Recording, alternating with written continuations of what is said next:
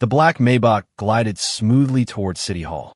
The chill of the leather seats seeped through my suit trousers, a coldness that perfectly matched the aura of the woman beside me. I glanced over at Eleanor.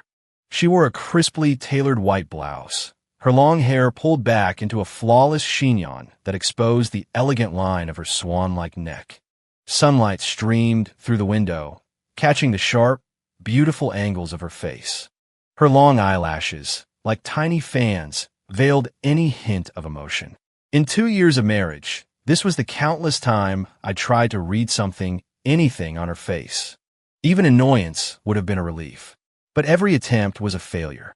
She was like a precision instrument, calibrated for perpetual calm, logic, and impermeability. After we sign, the Caldwell-Vance partnership won't be affected. I'll have legal draft the supplemental agreements as soon as possible, I said, breaking the silence. My voice was as steady as if I were discussing the weather. Eleanor merely gave a slight nod, not even bothering to lift her gaze. Her cool, clear voice was utterly devoid of inflection. Fine. There was again a flicker of some unidentifiable irritation sparked within me. 2 years ago, the Caldwell and Vance families had orchestrated this power merger of a marriage to consolidate the shipping and logistics empires of the East Coast. As the sole heir to the Caldwell fortune, and she the eldest Vance daughter, our union had been a business transaction from day one. I was busy expanding my corporate footprint. She was busy taking over her family's real estate division. We were partners who happened to share a roof. Outside of obligatory family dinners and corporate events, we had almost zero interaction. Even in bed, that too felt like fulfilling a contractual obligation.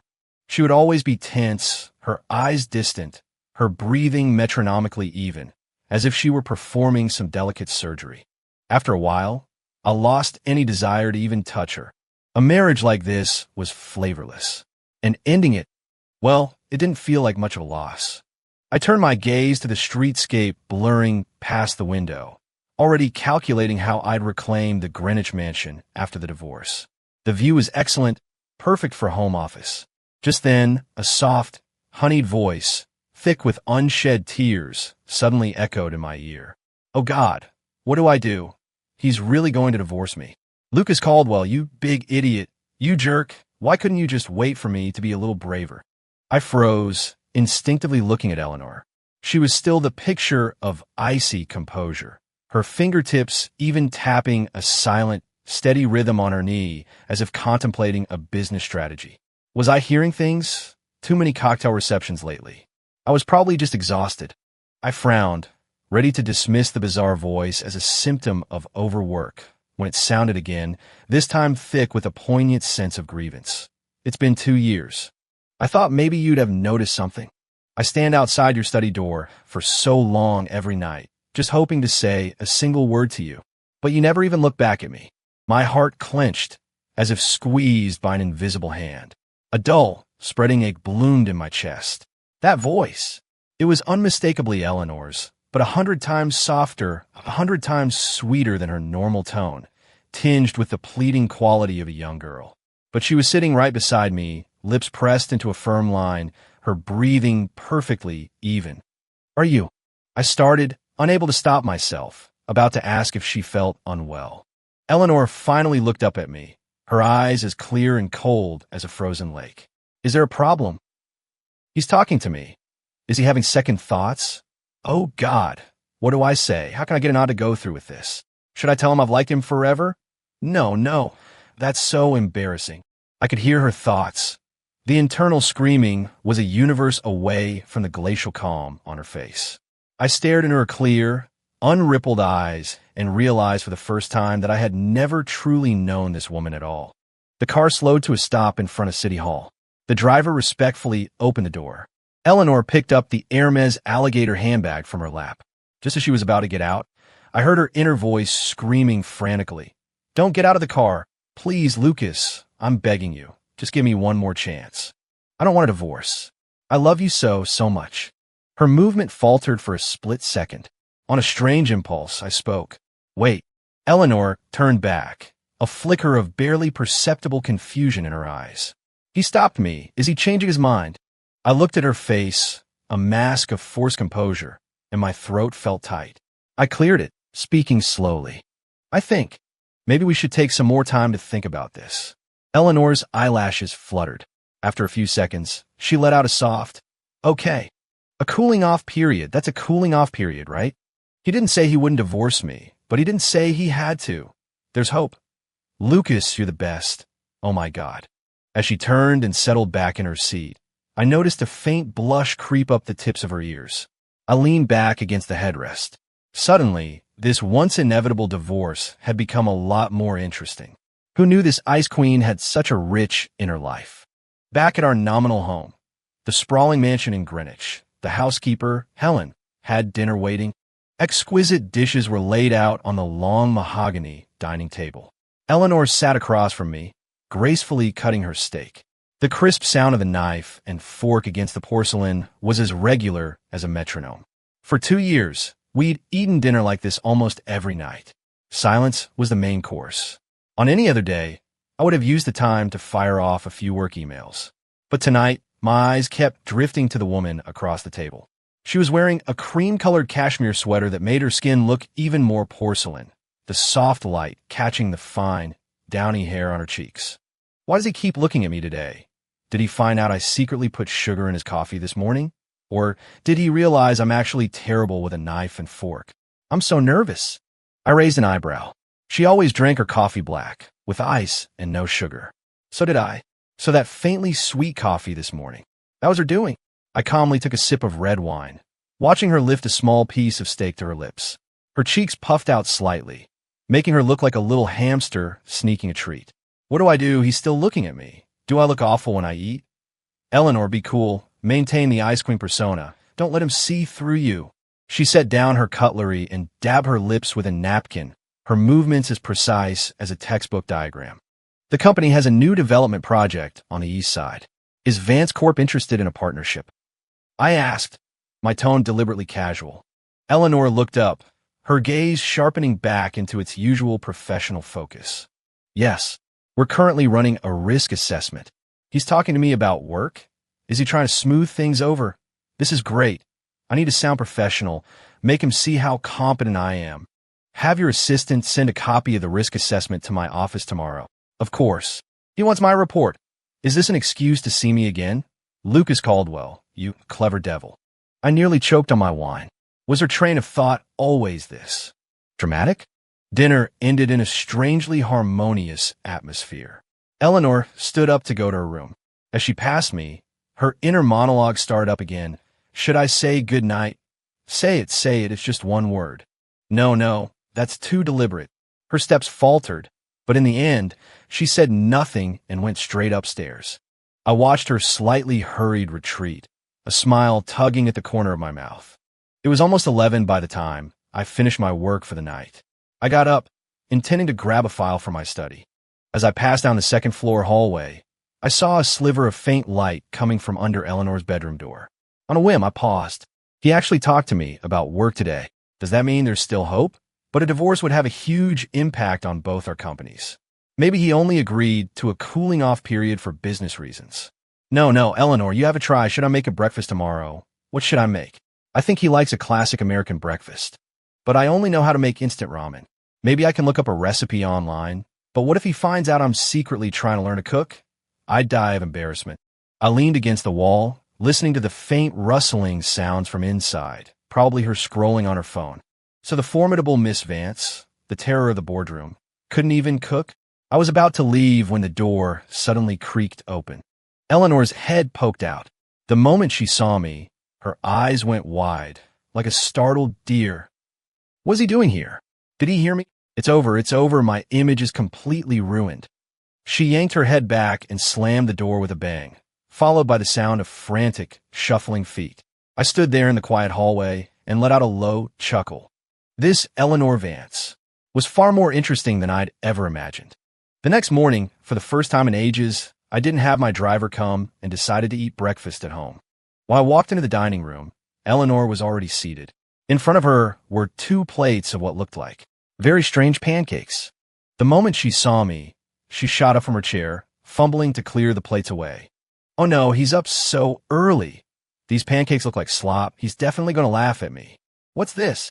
I asked, walking over and sitting down across from her. Eleanor's face flushed a deep crimson. And nothing, she stammered. A failed experiment. I'll have Helen make something else. Please go away. Please don't look at them. I picked up a fork and cut into one of the lumpy, slightly burnt discs. Looks good, I said. I took a bite, my expression unchanged. The texture was a disaster, but the taste was surprisingly okay. A hint of cinnamon, a touch of vanilla. Eleanor stared at me, her eyes wide with disbelief. He actually ate it, and he said it was good. Lucas, have you lost your sense of taste? I put down my fork and looked at her at the blush creeping up from her neck to her ears. I'd like this again tomorrow morning. Eleanor's head snapped up. She met my smiling gaze for a second before quickly looking down, her voice as faint as a whisper. Okay, he wants to eat it again. Does that mean he doesn't hate what I make?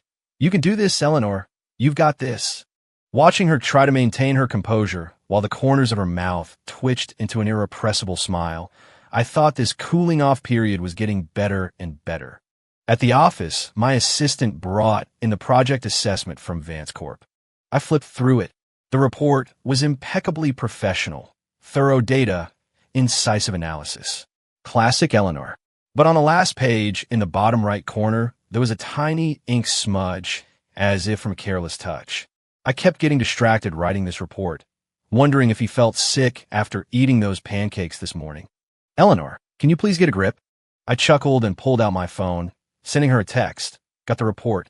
Nice work. A few minutes later, my phone buzzed. A reply from Eleanor. Thank you. Just 2 words. Concise and to the point. He praised me, actually praised me. Should I send emoji back? What kind? A smiley face? No, too bland. A blushing face? No, too obvious. I stared at the 2 words, imagining her agonizing over her phone.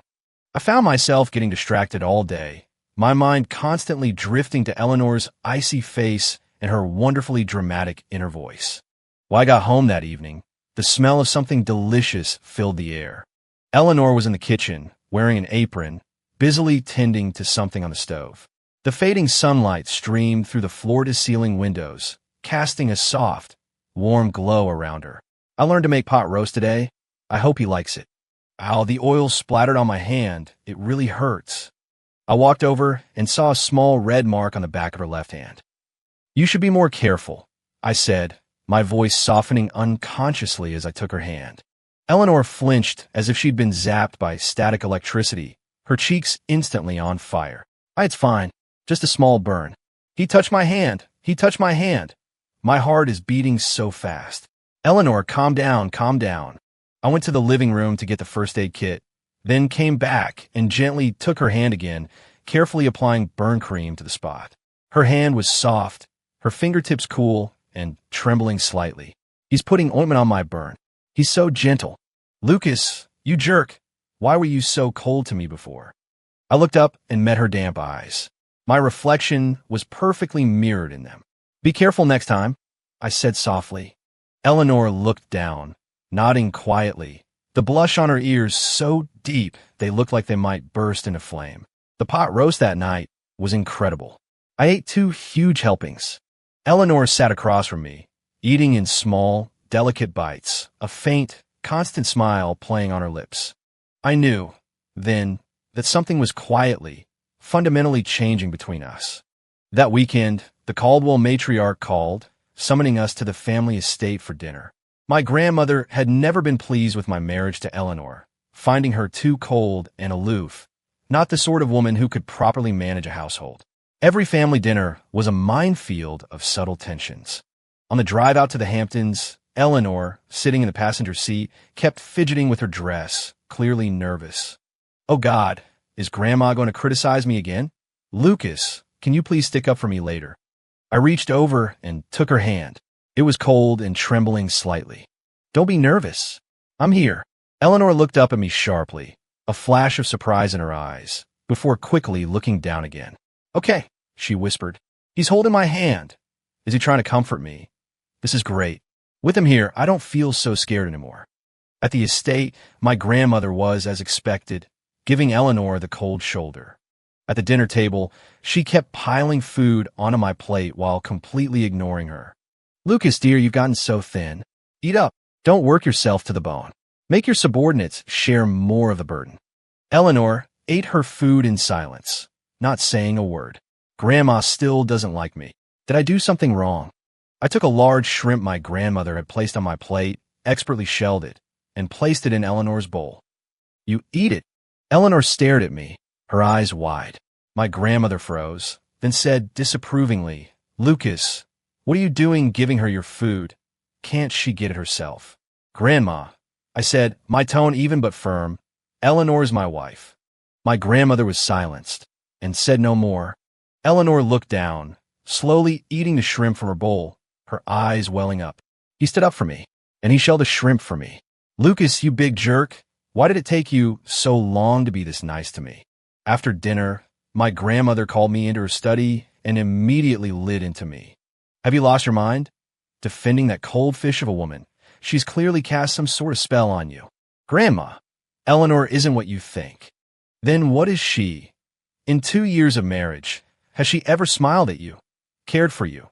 It's obvious she only married you for the Vance family's benefit. She didn't, I said firmly. I thought of her sweet, pleading inner voice, of her clumsy attempts to make me breakfast, of her trying to act tough after burning herself. She wasn't cold. She just didn't know how to show she cared.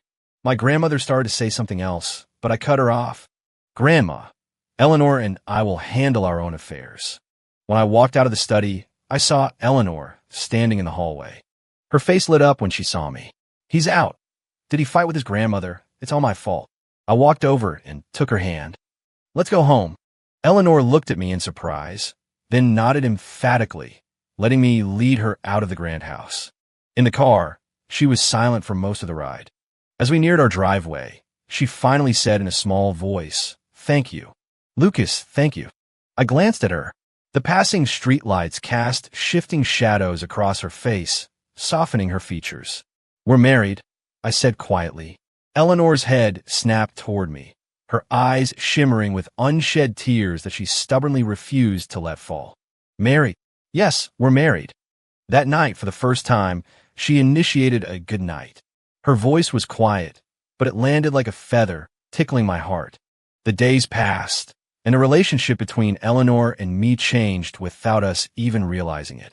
We started eating breakfast together, watching movies together, drinking wine together on the balcony. She no longer hid her emotions. Her cold exterior began to melt away, and occasionally she would offer me a small, shy smile. And I, for my part, grew more and more accustomed to listening to the theater of her mind.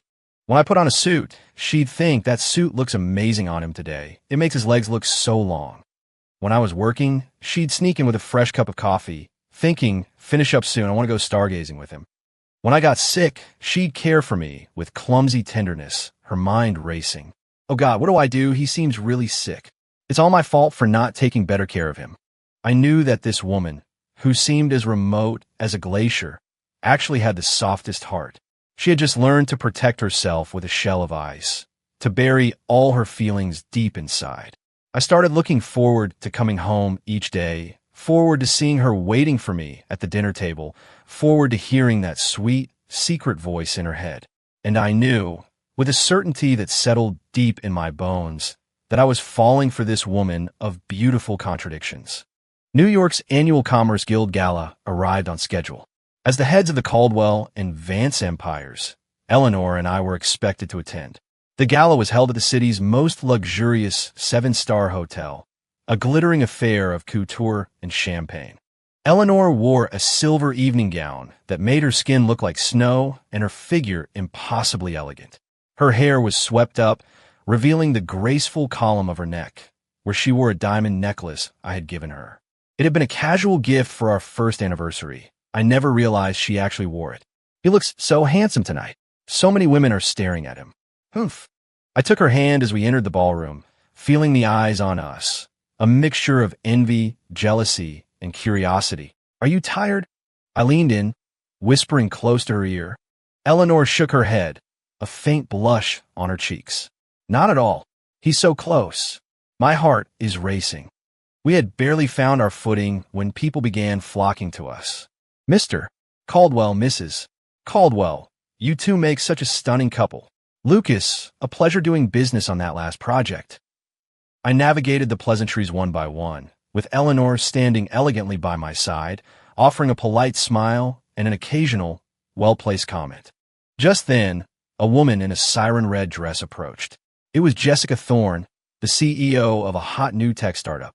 Lucas, long time no see, Jessica purred, her eyes bold as they roamed over me. Ms. Thorne, I acknowledged with a curt nod. And you must be Eleanor. It's a pleasure to finally meet you. You're even more beautiful than they say, Jessica said, turning to my wife, her tone laced with a barely veiled challenge. Eleanor simply gave a cool nod, saying nothing. Who is this woman dressed like a fire engine? And she's practically undressing Lucas with her eyes. I hate her. I subtly tightened my grip on Eleanor's hand. It was trembling. Lucas, I was hoping to follow up on that partnership I proposed. Have you given any thought? Jessica asked, completely ignoring Eleanor and fixing her gaze on me, her tone dripping with suggestion. It's still under review, I replied flatly. Well, I was wondering if you might have some time to discuss it. In private. Jessica's smile widened. In private? Discuss what? Is there something you can't say right here? Lucas, you are not allowed to go. I felt her squeeze my hand. I glanced down at Eleanor. Her face was still a mask of indifference, but the tips of her ears were bright red. I'm sorry, but my wife is waiting for me, I said, declining smoothly. The smile on Jessica Thorne's face froze for an instant before she recovered. What a shame. Well, another time perhaps. She shot Eleanor a meaningful look, then turned and walked away. Let's get a drink, I said, leading Eleanor toward the bar. That woman is so annoying. Lucas, why did you talk to her for so long? Do you think she's better than me? I watched her, pouting internally, and felt a mix of amusement and a pang of protectiveness. Jealous? I asked, handing her a glass of champagne. Eleanor took the glass, sipped it, and turned her head away. No, I'm not jealous. I just think she's obnoxious. She began drinking the champagne, one gulp after another, her cheeks slowly turning rosy. Easy there, I said, reaching for her glass. I'm not drunk. She moved the glass away and took another large swallow. I need to drink. I need the courage to glare at all the women who are looking at you. I watched her helplessly. She was on her third glass.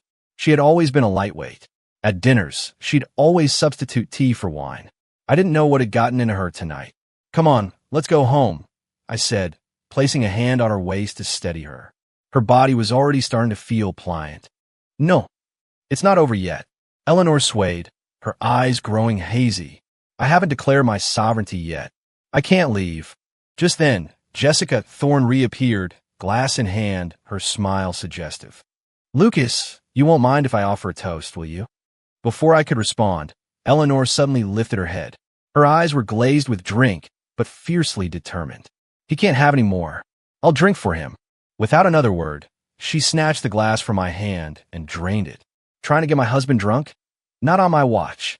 Jessica was taken aback, then recovered with a smirk. Mrs. Caldwell certainly holds her liquor. Eleanor ignored her, grabbed my hand, and started pulling me toward the exit. We're going home. Her steps were unsteady. I quickly steadied her, half carrying her out of the ballroom. In the car, Eleanor leaned against my shoulder, her cheeks flushed like ripe apples. Her breath smelled faintly of champagne as she looked up at me with hazy eyes. Lucas, she said suddenly, her voice impossibly soft and slurring. Do you think that Jessica woman is better than me? She pouted, her eyes red-rimmed. Say it, just say it. If you dare to say yes, I'll cry right here. I couldn't help but smile, gently squeezing her cheek. No, you're the best. Eleanor's eyes lit up, then she frowned again. Really? Yes, he said I'm the best. She broke into a happy grin, like a child who'd just been given candy, her eyes curving into crescent moons. When we got home, I carried her into the bedroom. Just as I was about to lay her on the bed, she wrapped her arms around my neck and buried her face in my shoulder. Lucas, I love you. Her voice was thick and nasal, laced with a deep-seated vulnerability. I've loved you for so long. Ever since I first saw you at that business summit. But you were always so cold to me. I thought you would never, ever love me back. My heart stuttered. I looked down at the woman in my arms. Her eyes were wet and lost, like a fawn's. I know, I said, my voice gentle. Eleanor looked up in surprise. You know? Yes, I know. I stroked her hair softly. And I love you too, Eleanor. He said he loves me too. He called me Eleanor, not Mrs. Caldwell, not Eleanor Vance, just Eleanor. Tears suddenly spilled from her eyes, falling in big, hot drops onto my shirt. You big jerk. Why did you wait until now to say it? She sobbed, weakly pounding my chest. I thought you were going to divorce me. I was so scared for so long. I couldn't sleep at night. I'm sorry, Eleanor. I'm so sorry. I murmured, holding her tight, my heart aching for her. I knew this woman had shouldered too much. She had been groomed from childhood to be the Vance heir, taught business, etiquette, and how to survive in the cutthroat corporate world. She had learned to protect herself with an icy shell, to hide every emotion deep inside. She loved me, but didn't dare say it, choosing instead to watch me from afar, to do small, secret things for me. I thought of her sweet, pleading inner voice, of her clumsy attempts to make me breakfast, of her trying to act tough after burning herself. My heart felt full to bursting, warm and overflowing. We're not getting a divorce, okay? Eleanor looked up, her eyes brimming with tears, looking at me like a small, pleading kitten. We won't get a divorce. Okay, no divorce. I leaned down and gently pressed my lips to hers. Her lips were soft, tasting of champagne and sweetness. She froze for a second, then began to kiss me back, clumsily at first. He's kissing me. He's kissing me. I deepened the kiss, pouring all my regret and all my love into it. We fell into bed together, a tangle of limbs and whispered words. Moonlight streamed through the tall windows, blanketing us in its soft, gentle light. I knew, in that moment, that the story of Lucas and Eleanor had only just begun. The next morning, Eleanor woke up in my arms. Sunlight slivered through the curtains, tracing a soft line across her face. She rubbed her eyes, and upon seeing me watching her, her face erupted in a blush. She immediately ducked onto the covers. Oh God, did I do something totally humiliating last night? I think I confessed to him, and I clung to him. I laughed, pulling her out from under the duvet. You're awake. Eleanor buried her face in my chest, refusing to look at me. Did I? Was I really drunk yesterday? Please say no. Please say you don't remember a thing. You were drunk, I teased, and you said a lot of crazy things. Eleanor's body tensed. What? What did I say? She asked, her voice tight with anxiety. Please don't let it be the confession. I'll die of embarrassment. I picked up my phone and played the video I'd recorded last night. On the screen, a very drunk Eleanor was clinging to me, sobbing her heart out. Lucas, I love you. You can't divorce me. You big jerk. Why did you wait until now to love me? We're not getting a divorce, okay? Eleanor watched the video, her face turning a shade of crimson that spread from her cheeks all the way to her ears. She lunged for my phone, trying to delete the evidence, but in her panic, she fumbled and only managed to pause the video. Aya, I want to die. Eleanor, how could you be so pathetic? I laughed and pulled her into my arms. I thought it was adorable. Eleanor buried her face in my chest, her voice muffled. It was not adorable. He thought it was adorable. Is he laughing at me? It really was. I leaned down and kissed her forehead. Eleanor, I love you. And it's not a whim. It's real. Eleanor looked up at me sharply, her eyes shining with tears. Really? Really? I looked her straight in the eye. I was a fool before. I ignored you and your feelings. That will never happen again. Fresh tears streamed down her face, but this time they were tears of joy. She threw her arms around me, hugging me tight. Lucas, I love you too. I've loved you for so long. Sunlight filtered through the curtains, warming the room and the two of us in it. I knew our future would be just like this sunlight, warm and bright. After that day, Eleanor and I left our Cold War firmly in the past, becoming the city's new golden couple. We drove to work together, came home together, went grocery shopping together, and curled up on the sofa to watch movies together. She no longer hid her feelings. If I worked late, she'd pout and complain, "You haven't spent any time with me." If I spoke to another woman for a moment too long, she'd give my arm a little pinch, thinking, stay away from her. And when I gave her a gift, she'd light up like a child, hugging and kissing me endlessly. As for me, I found I couldn't get enough of this wonderfully clingy and adorable woman. I started to deliberately slow my pace at work, carving out more time to spend with her. I took her to watch the sunrise, to walk on a beach, to see the lavender fields in Provence, a place she'd always dreamed of visiting. Under the starry Provençal sky, I got down on one knee and took out the ring I'd had made. Eleanor, I know we're already married, but I owe you a proper proposal. Will you marry me again? Eleanor gasped, covering her mouth as tears streamed down her face. She nodded vigorously. Yes, I will. Yes, yes, 1,000 times yes. Lucas, I love you. I slid the ring onto her finger and pulled her into a tight embrace. The evening breeze drifted past, carrying the scent of lavender and the sweet fragrance of happiness. Not long after, Eleanor discovered she was pregnant. She came running to me one morning, pregnancy test in hand, her fingers trembling. Lucas, look, the two distinct pink lines on the test were like a bolt of joyful lightning. I stared for a few seconds, then scooped her up into my arms, spinning us around in dizzying circles. I'm going to be a dad. Eleanor, I'm going to be a dad. Eleanor laughed, swatting at my shoulders. Slow down, you'll squish the baby. A baby. Our baby. From that day forward, I became the most negligent CEO in New York. I canceled every non-essential meeting and reception, making sure I was home on time every single day to be with Eleanor. I learned to cook nutritious meals, to read her stories, to give her foot massages.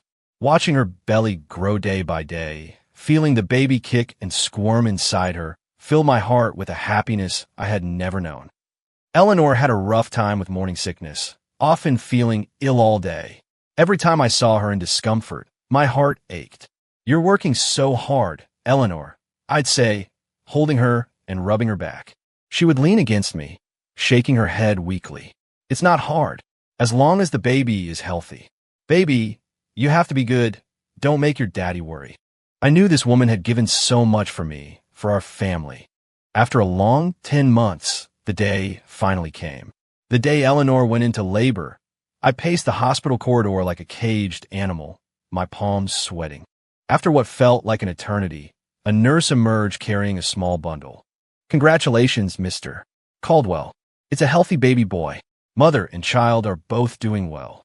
I looked at the tiny, wrinkled creature in her arms, and a wave of indescribable emotion washed over me. Excitement, gratitude, and a touch of sheer terror. This was my son, mine and Eleanor's. I went into the recovery room. Eleanor was lying in bed, pale and exhausted, but her eyes shone with a profound tenderness. I walked to her side and took her hand. You did it, Eleanor. Thank you. She gave me a weak smile. Look at him. Isn't he perfect? He looks like you. He has your eyes. I leaned down and kissed her forehead. He's perfect, just like his mom. A soft blush colored her cheeks as she whispered, Haha, Lucas, I love you. I looked at her, my heart overflowing with gratitude. Thank you, Eleanor. Thank you for walking into my life, and thank you for teaching me what it means to love and be loved. The road ahead was long, but I knew that as long as she was by my side, every single day would be a picture of happiness. Time flies.